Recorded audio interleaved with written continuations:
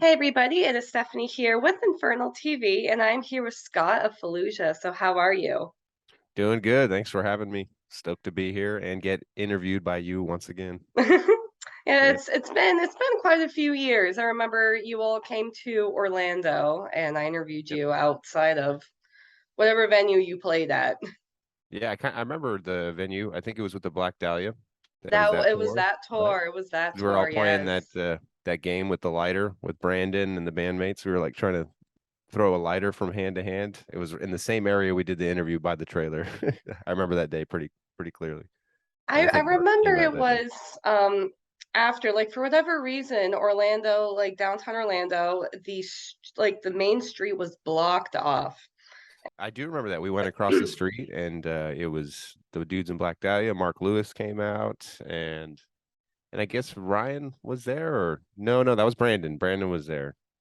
Yeah, I remember that. It's starting to come back. I actually remember the end of that night. The end of that night, I was like, they had to like stop on the side of the highway so I could like throw up. It's it was like I think it was like the Wow. biggest party of the tour because like Mark had just recorded our album Dreamless and Mark had recorded Black Dahlia's albums and we're all together. We just went totally wild and then I think we were supposed to stay somewhere, but we ended up not going. And I remember we ended up sleeping at a Walmart that night or something. So I remember like we were driving. I was like, guys, we have to stop. It was like on the side of a highway, and then again at the Walmart. Yeah, I remember that night. That was fun.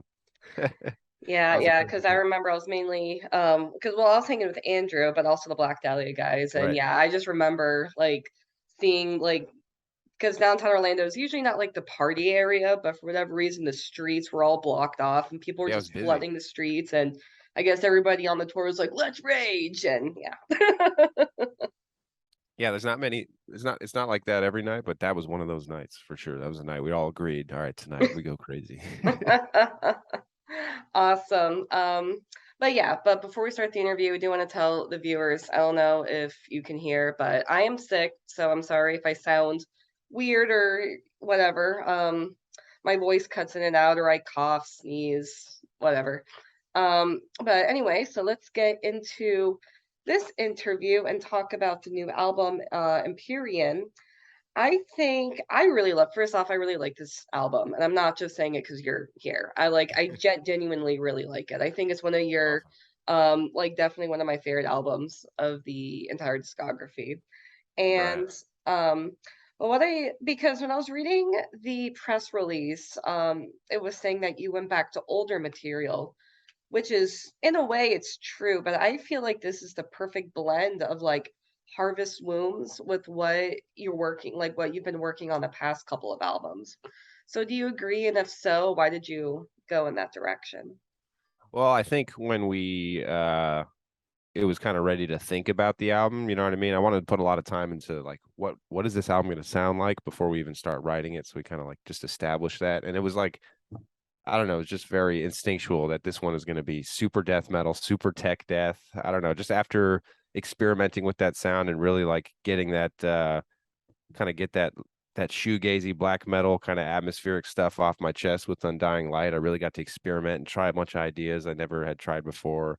Like I don't know, it just felt supernatural to for this album to want to go back to doing some crazy riffs and having some really dazzling guitar work. I mean, like I'm a guitar player at heart, you know what I mean? I just wanted to experiment with those other sounds and like practice restraint and, try these other kind of atmospheres. So this one I just wanted to kind of go crazy with it. And I think also kind of really go back to like some of the original goals of the band, I guess, like as far as musically. So it's not like, we were like, what did we do on this album? Like what did we do on Harvest Wounds? Let's try to repeat that. Nothing like that, or even the riffs or the progressions or even anything like that. It was kind of more like, what were we into originally? What was influencing us? What were we trying to emulate? You know what I mean? Like when we were like 16, 17, like what really got us into all that was like some of those sick tech death bands like Spawn of Possession, Deeds of Flesh, Severed Savior, it's a Bay Area band, Odious Mortem, uh, Necrophagist, of course. What else? The Faceless was pretty sick.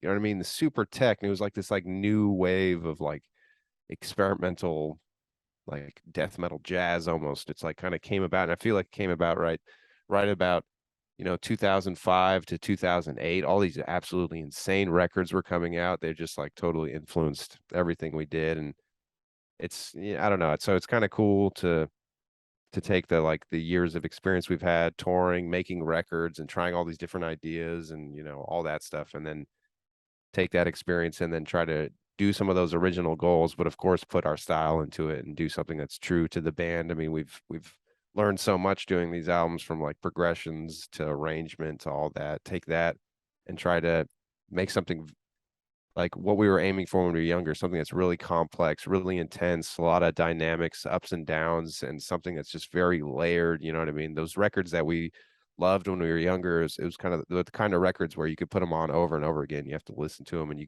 catch different details. And if you're a guitar player or musician, there's a whole world for you to unravel and figure out with that too. I just wanted it to be an album that's like an adventure for everybody, from vocalists to guitar players to people just reading the lyrics and trying to figure out what it all means. Just like a real, almost like a sci-fi movie or like a book or something like that. So we wanted to put tons of work into it, like we did on some of those earlier albums. I mean, we put work into all of our albums, but by far this is the most work we put into any album ever. I mean, I think with the pandemic happening, giving us that extra time, that kind of a little bit more of a relief, knowing that there's not going to be tours kind of coming, or we're by every month we don't finish this album, we're missing an opportunity to tour. We don't have that pressure kind of thing. It was just kind of like, just make this as crazy as possible and go in and make sure everything is nice and balanced and exactly how you want it. It's just came out pretty sick. All the goals Awesome. lined up. Awesome. I do want to continue on with that question. Because like obviously you mentioned, the progression and kind of your goals with this album and obviously the pandemic where you were at that time. And then you were also talking about your roots and how like Harvest Wombs came around or came about. So is it difficult when you write material reminiscent of your roots, like to also show your progression, like who you are today, or do you think it's an easy combination? I think just because the way the band is set up, it's a little bit easier for us because I've been writing these albums since the beginning, since I was 15. I think the first thing we did for the band was, it's called Leper Colony. It's like this EP back in the day. It's like breakdowns and atmospheres or whatever. So been writing the music from the beginning. And what was difficult was writing the last album, because the last album I was trying an entirely different sound. I was trying to like take that kind of like Fallujah vibe and like kind of push it through like a shoegazy black metal atmospheric kind of filter or whatever. And that was actually really difficult because it wasn't natural to me. And I had to spend a lot of time kind of thinking and then trying out ideas and being like, that doesn't sound right. This is not what I'm looking for. And some of it you didn't even know what you're looking for. You're trying to like come up with ideas and listen to it and be like, oh, this is going to work. Okay, this is that new sound that I'm looking for or whatever. And it was real tedious, and it was, yeah, it just hurt your brain all the time. Where with this record, it was like, yeah, we wanted to go make something intense. That was like the overarching kind of like goal. So you're doing that when you're making a riff, trying to figure out what kind of riff. I'm going to make a heavy breakdown part or whatever. That's kind of guiding that. But for the most part, because I wasn't trying to come up with something real brand new, I was able to mostly improvise, what I was doing. I could just like put on the tempo or maybe have a drum beat kind of playing, and I would just jam over it or I would riff over it, and really just what came out naturally, because it's like this band is already my style of playing because it's been how I've evolved my playing through however many years. And it's like I don't have to like emulate anything or kind of like re-study up what those riffs were, because they're just my riffs. You know what I mean? I just have to do what's naturally. It's actually hard to make sure that I just don't do the same thing or something like that. 'Cause the problem with improvising, doing with what your hands do naturally, sometimes you kind of repeat some sort of moves or whatever. So it's kind of, I don't know, I think it's easy for us because it's not like I came into this band already, the band was already established and now I have to emulate what the band did or whatever. It's just have to kind of be myself and take what I've learned as far as like the kind of chord voicings and kind of accents and the way of arranging riffs. So yeah, to answer your question, not really. In fact, this album, when it came to writing it, was a lot easier than a lot of records, because I mean the theme was just do what comes natural and make sure it just it sounds like intense and really like it flows really well. You know what I mean? You know, so it was kind of easy for us to get it out. What made it what was hard about this record was taking the ideas and then refining them and then trying to like put counterpoint harmonies to them and then just simply recording it was just quite the task. That's Yeah. interesting. And you've been recording with Mark Lewis for, like, because you just mentioned Mark Lewis earlier, like, you've been recording with him for your past several albums. So, why do you continue working with Mark Lewis? Well, I mean, first of all, we have really similar interests in music and metal and the way metal should sound. You know what I mean? Everybody has like different philosophies on how you should record music, and that's kind of like what you get when you're choosing an engineer or producer. It's just like you also get like their interest in philosophies in music, right? Because there's just certain things some producers won't do, and there's you know like certain ideas or whatever, and like Mark, he'll experiment, he'll try whatever you want, but he knows there's like kind of like a classic sound or whatever, and he really appreciates like classic metal. You know what I mean? And from like Slayer to Metallica, you know, his style is not really the newer type modern bands or whatever. So it's kind of like he's bringing like a natural, organic kind of old school style, but he understands all the new music and he cares about it. He'll experiment with it. That's like one aspect. I just love the way he thinks about music and like the way he tries to sculpt sound. It's like that's my style. It's like a combination of trying to be very clear and high definition, but also not digital and not fake takes and not, you know, it would be hard to get somebody else to really take the tedious time that it takes to like truly record drums or like truly record guitars because it's real fucking tedious. And if you don't want to do it, there's other ways to get around it. You could like edit things and quantize things and replace things. And of course, you'd get the job done faster. And I think most producers would lean that way, but Mark never does that. He's always like, this is how long it takes. Sorry. Like, you know what I mean? And I love that because it's like, all right, sick. He's willing to take the time with everything, you know what I mean, to make sure it's done right and no shortcuts. And, you know, he cares about doing it like that. So that's one awesome thing. And of course, you know, we get along really well. Every record, it's been real fun. But I think with this record, I think he, you know, with the criticism, he first of all, we all loved the last record. It was like we just felt like we just killed it. Like the tones, everything, the sounds were like, wow, this is something new. This is really awesome. And of course, it got some criticism. And I think, you know what I mean?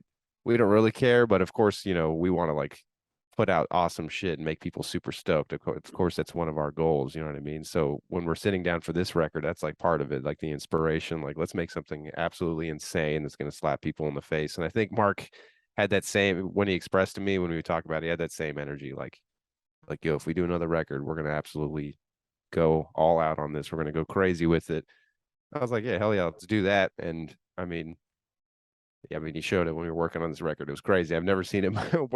This is the third record I've worked on him with, and he went absolutely nuts on this one. The amount of work he put into it, and how tedious he was with every little element and tone, and choosing cymbals, choosing drums, choosing speakers. I mean, like for the just a little snippet of like how ridiculous it was when we were trying to get our guitar tones.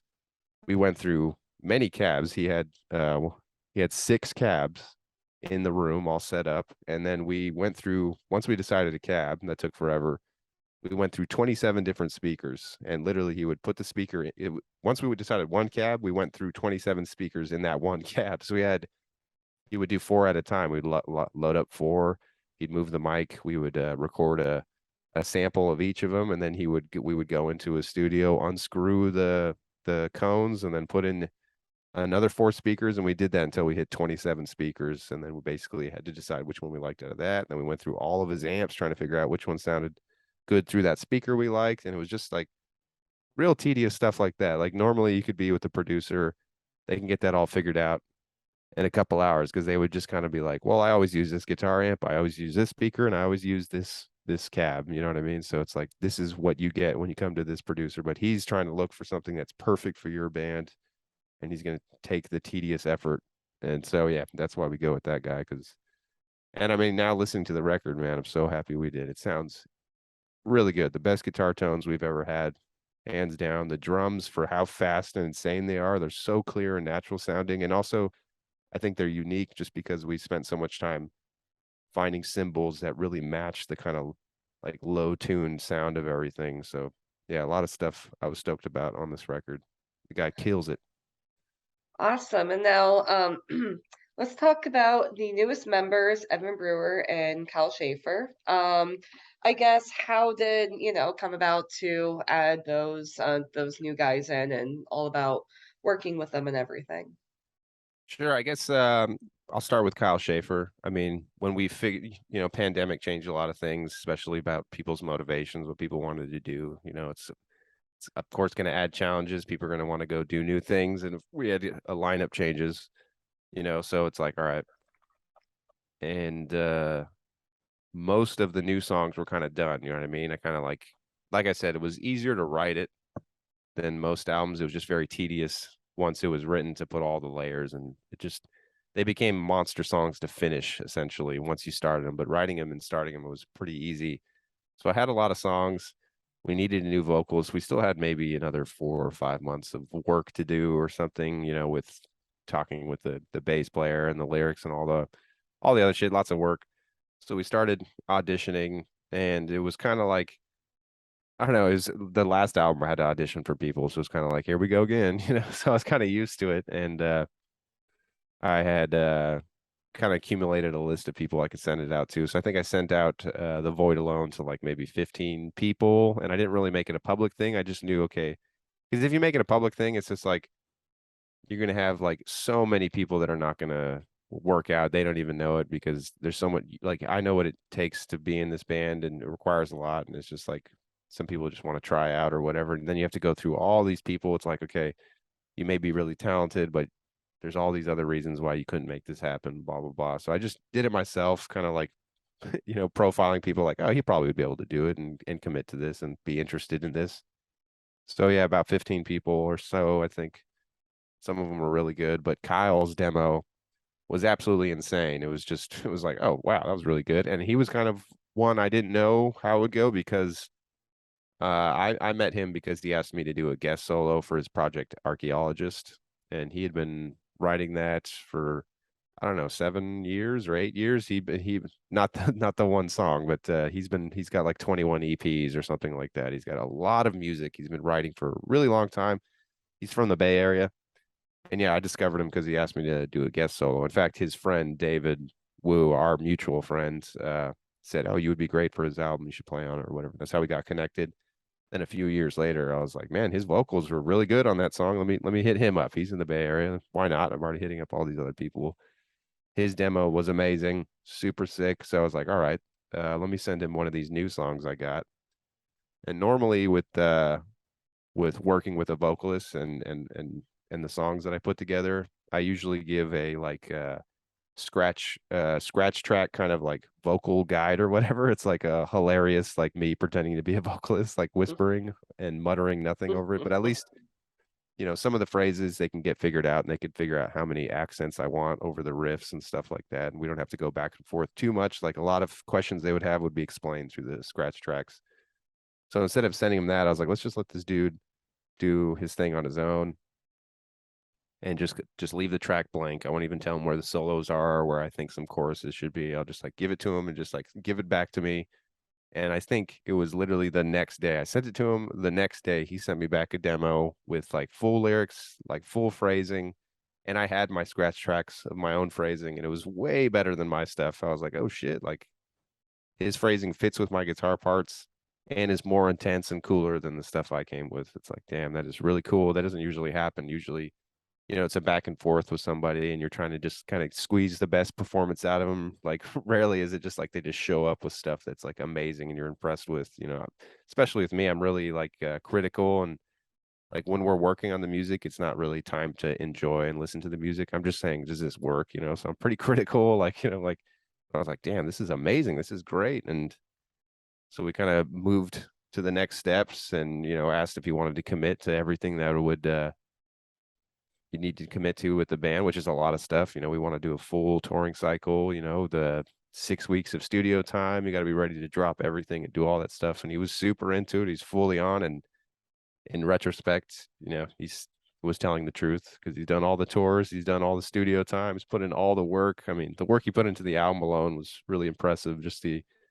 willingness to, have a full day with your own life. I mean, I got my own things I got to take care of, and I was taking care of all the guitar stuff and all the musical stuff of the album as well. And then for us to like meet up at like 10 p.m. and then work on the lyrics and phrasing for till like 3 in the morning, only to have to get up at like 8 or 9 the next day. And I think he had to get up earlier than I did most times. And it was just like, we did that for like weeks and weeks, almost months. So the guy just works so hard. So happy we found him. Yeah, I mean, he really took the album to the next level. It's crazy. So yeah, it's a story of finding Kyle. But yeah, he's absolutely killing it. And he's so talented. It's just crazy the dynamics he has. But did I miss anything? And then Evan, right? So Evan Brewer, Yes. we never really talked Mhm. about him. So once we knew that Rob didn't want to be a part of the next record, I think, with the pandemic happening, we didn't know, because like the normal kind of protocol is when we're off tour is like, okay, like let's it's mostly me working on the music and I'll put it together. We'll collaborate on stuff and we'll talk about stuff and work on it, but it's not like a super involved thing for the other members. It's not like, the other people are allowed to do some stuff with their time while we're not on tour, you know what I mean? Have like a side hustle or whatever. And knowing that we weren't going to go back on tour for like, well, I guess back then it could have been forever. We had no idea or whatever. He's like, all right, I think it's time for me to finally go back to school and figure some shit out while we're waiting for this. Or, I just think it's like, for him, it was just time to try something else in his life. So I'm like, okay, yeah, that's totally understandable. And like, super respect that. So first person I thought of honestly was Evan Brewer. I mean, that guy's been like Rob and I's favorite bassist since we were starting. It's like the guy when we're sitting and recording the album, like usually every album before this one was just me recording Rob's bass. Like we're just thinking about, what would Evan do? How many notes would Evan put here? Would Evan do like a click pop here so many times? I mean, there was a couple other bassists, maybe like Alex Webster or who's that guy? Um, Sean Malone. There's a few others, but it was mostly Evan because he did the metal stuff and he was able to do metal in like this really clanky, like mechanical, but still really funky and groovy way. And yeah, we were always just emulating his style. So of course, had to hit him up. I think we met him when we toured with the Faceless on Summer Slaughter. That's kind of we already knew when we were in touch. And I was like, yeah, this is I'm shooting as high as possible for me. This is my favorite bass player. So let's hit him up. We're still friends. I don't even know where he's at with his life. And I hit him up and I send him the songs and he was like super interested. He's like, yeah, these songs, like I could definitely bring something to these songs. This is definitely my style. There's definitely space for me to do cool stuff with this. I'm super into it. But I think at the moment that we called him, it was like something was going on with his life. There was kind of had his house all messed up, not he didn't have any time to record or anything, let alone set up his studio and all that stuff. And I was like, all right, well, just hold on a second. Let me just finish some more things and I'll get back to you. And I think I took 2 more months to work more on the lyrics, get everything ready with the guitars. And I was recording at that time. Hit him up again. And I guess it was just good timing. He got everything set back up and everything that was causing him problems earlier had cleared up and been resolved. And I hit him up again. So I'm like, so how you doing, man? You want to be on this record? And he's like, oh, I thought the opportunity had passed. Fuck yeah, I would love to. And I'm like, all right, sick. Let's do this thing. So then we spent the next few months, mostly him sending me demos, and most of it I would just freak out and have like a party every time I hear it. I'd be like, oh my God, this is so sick. We're hearing Evan on Fallujah's tracks.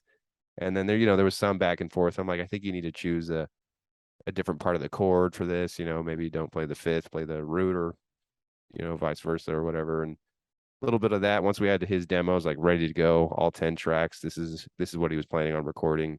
I think he sat down and recorded it all within like a week, a little more than a week. He like his he rehearsed the whole album and he just nailed it like a pro, like so sick. And that was the first time I've ever not had to record bass, which is usually tedious for me. So I was like, damn, this is a party all around. And then yeah, he lives really close to Mark Lewis actually right now. So when we went to the studio for the 5-6 weeks, he was there the whole time helping us with arrangements and of course making sure his bass sounds super sick. And yeah, it's been a really good time. That guy brought a lot to the table, and more than I thought he would. I thought he would just provide the lower frequencies and some cool ideas, but he actually had some really cool insight on structure and just the songs. And also he's just hyping us up because he really loves the music, and that's really cool coming from somebody you've idolized since you're younger. Maybe I'm not a bass player, but I just know that guy's one of the most talented musicians for metal ever, and just always kind of like been like, yeah, that guy's the shit. In fact, just to go back, the first death metal show I ever saw was like in Fresno, maybe 2006, and that was with Cattle Decapitation, Animosity, and Evan was there. Job for a Cowboy, From a Second Story Window, and that was like the show that got me into death metal. It's just crazy that he was there. It's like, damn, that's nuts. So we we do have 10 minutes left of the interview. I'm on a Sure. free Zoom account. I apologize for that, but fortunately, I only have a couple more questions. Yeah, I'll be brief, a little more brief. No, it's okay. Now, like going on about the new members, because there is like, because you are, as of now, or as far as I know, the only guitarist. So, are there plans to get a new guitarist, whether a permanent member, a fill-in, or will he be touring with a new guitarist? I've always tried to have other guitar players, and it's always great. And but I feel like the reason to have him in the band is to write music.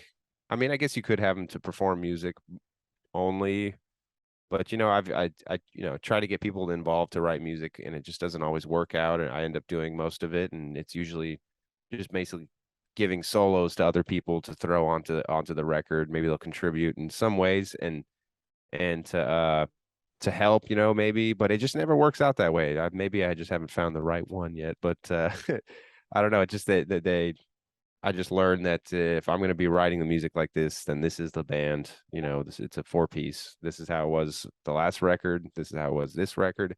And maybe if we find that special person that can contribute and really wants to be involved, I'm down. I'm always open to it. I'm never going to say never or whatever. But right now, I found out that this works. Not for live, of course. I would never do a four-piece live. I just don't think that's how this music should be performed. But I just think that is the core of the band right now, and that's what makes sense for me. So yeah, right now we've got this guitar player is super sick. His name's Sam Meridian. He played with us on the Rivers tour, so I tested him out. He's pretty sick, and he's going to be doing the Psychroptic co-headliner with us, and he's going to be going to Europe with us with Rivers, and yeah, he's awesome, super sick guy.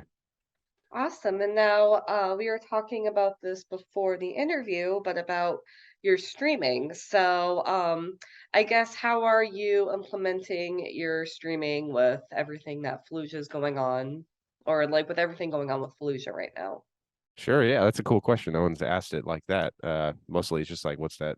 What have you been doing, or what have you been streaming? Because the pandemic happened. We were all we're used to touring and always having a tour on the horizon. And if not, it's some other event having to do with the band for like 10 years now about. So that's what we were used to. That's what we structured our lives around. And all of a sudden it all gets canceled. So it's kind of like, oh fuck, we were all like, this is totally I mean, everybody had to deal with stuff. Ours probably is trivial to some of the stuff people had to deal with, just to say that out loud. So we were like, all right, well, we're gonna have to go into the internet to figure this out, I guess. That's what.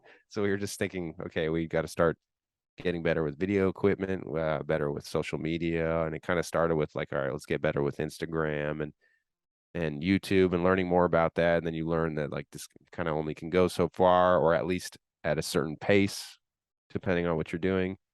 So then really just trying anything, and Twitch was one of the things that we tried, and I just started off simply kind of like this setup. I had a very shitty mic and a very shitty camera and just my guitar, and in fact it was a room mic, so they just got just like the room noise, even like the fridge humming, you know what I mean? I was in my Mhm. other apartment in Hollywood. It was like everything was in the living room. It was all crazy, and it started like that, and then it kind of turned into performing and kind of like tutorials and playthroughs and discussions, to eventually like community parties and community, like where we have streams where we interview other artists on the stream, and then eventually started doing like co-streams with people, and it kind of just grew into this kind of almost like a scene on Twitch, really, because I started asking my friends. I was like, "Yo, you guys, pandemic, this is what you guys should do. There's people here that want to watch you play, and they will support you. They'll hook you up.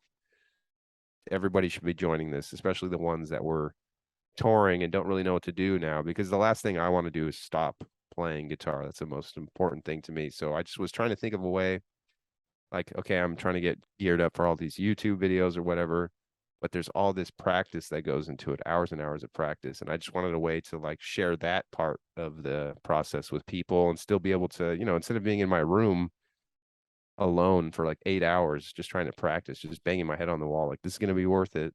Like instead, like sit with a community of people that, like, while I'm practicing, they're asking about my picking technique, they're asking about my day, I'm asking about their day, what's the latest album you listen to, like what album we're going to listen to. It's all just focused on metal music and practicing and inspiring each other. It's super positive. It's really awesome. And we got something to do during the pandemic. We're making an income. We're practicing our chops. The music hasn't stopped being played, and we're relearning our old discography because that's what the people are requesting. Like, can you learn that song off of Harvest Wombs or Flesh Prevails? Like, these are songs I haven't played in like 8 years or something like that, 6 or 7 years. We were just playing the hits off of those records when we would go on tour. So it's like during that 2 year, I feel like we got way more in touch with the people that like the band, that are close to the band, and way more in touch with our discography. And during that time, we were writing the music. So it was just like the perfect storm for me. It's like I felt really in touch with everything, what the band was and what people connected to. And I felt like I can,